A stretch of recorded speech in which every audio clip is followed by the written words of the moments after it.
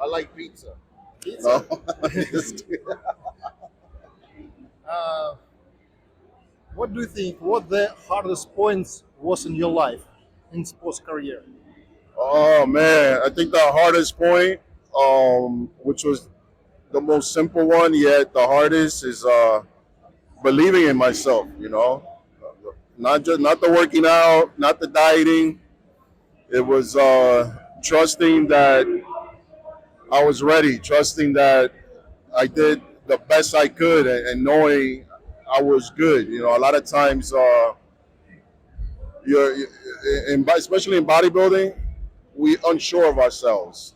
So if I could tell any athlete out there, that starts working out and they could change every month, believe in all your changes and know that you are good with what you have and keep doing good with what you have.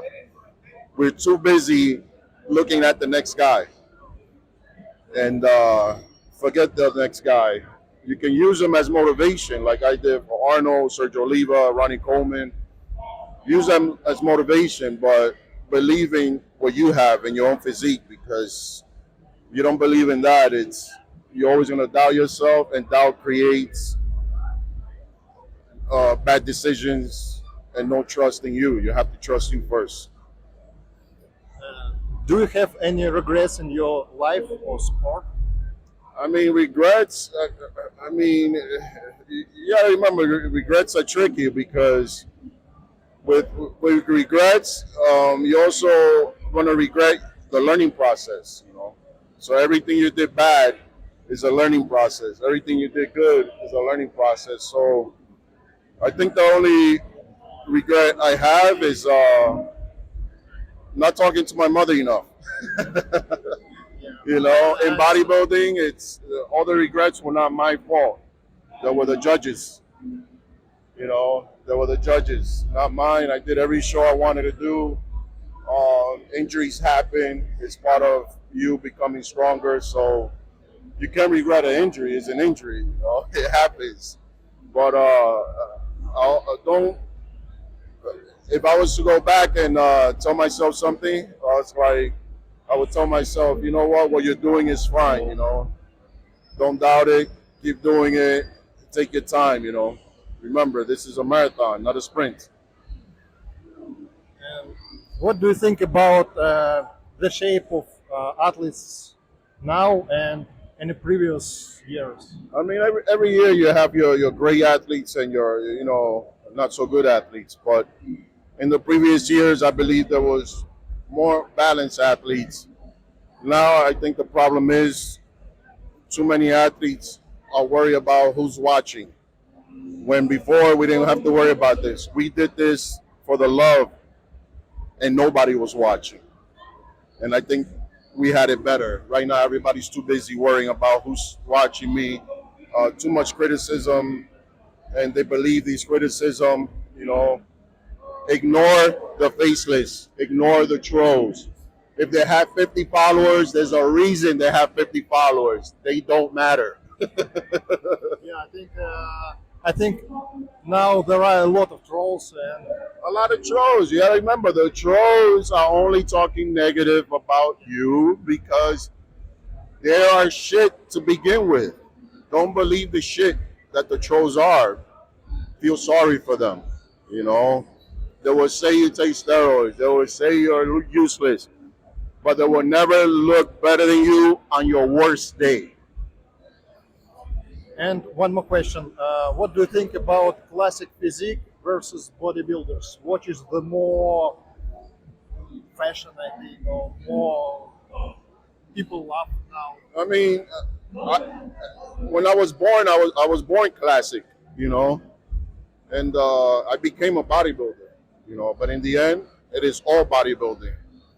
And the reason why classic is a little bit more famous is because it is attainable by so many people. And open bodybuilding is scary because nobody wants to train that hard. So classic is a simple step to get there, but there's levels to it. Classic is, I'm not gonna say level 1. Classic is level 2, but bodybuilding is level 3 or 4. I think people think that shape of classic physique is more easier to get than bodybuilders. Nothing is easy. It's just you get there faster because you're not as big. To achieve a next level super heavyweight bodybuilding, that's a whole other level. And people can say they don't want to do it. I'm like, how about you don't want to do it because you can't do it? It's simple as that. It's not because you could choose not to, but the only people that are choosing not to are the guys already on top of the class of classic physique. They can choose not to because they're dominating in their level. And for a lot of guys, you know what? Nothing is easy. Even the worst physique, the worst classic physique, the worst bodybuilder, most people cannot get there, because they're too afraid.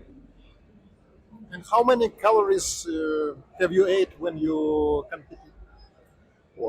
How many calories I ate when? When you booked it?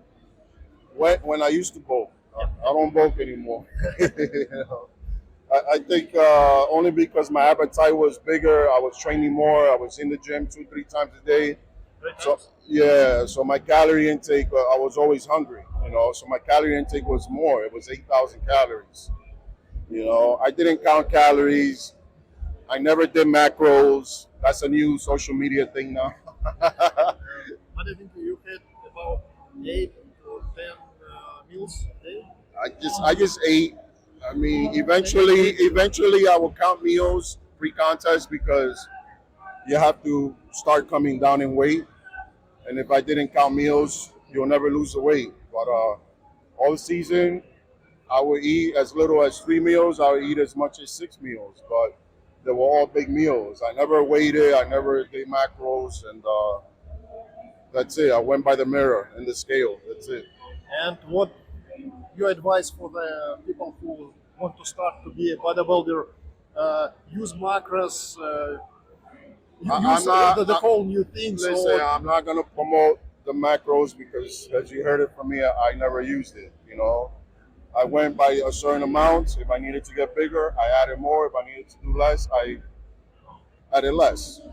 I think just mirror. I mean, you got to remember, the best of the best. I mean, you can count the amount of carbs that's necessarily in order to come down. You can count the amount of protein because you need to go up or down. But I think portion control is the best, and then that will hence give you the macros. I think I had no time for macros. That's all it was. I had no time for it. I think it sounds cute. It's a thing people do now, and it keeps you level. It keeps you level, and it keeps you focused on the numbers.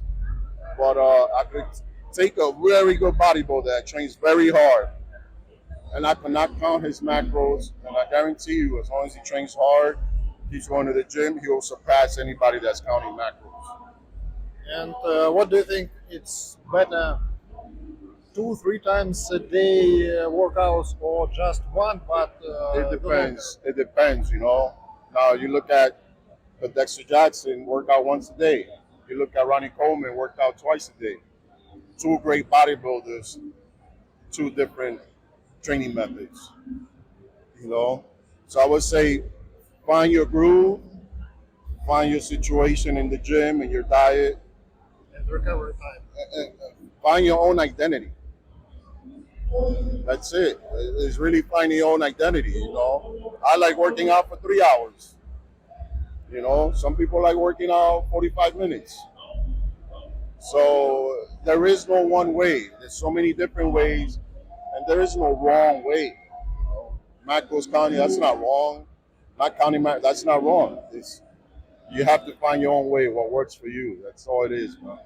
I'm not gonna be here and just lie and tell you something I read in a textbook or in my favorite magazine. Muscular development. Thank you so much. Anytime, man.